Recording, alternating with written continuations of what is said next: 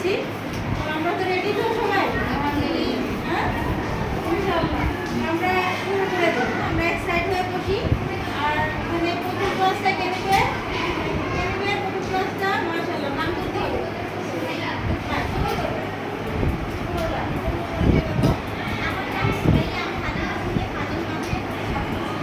আজকে আমরা সপ্তম শ্রেণীতে প্রশিক্ষণের ক্লাসটা শুরু করবো, তাই না? ইনশাআল্লাহ। তো আমরা বাকিরা আমরা সাইড হয়ে বসে দেব, ঠিক আছে?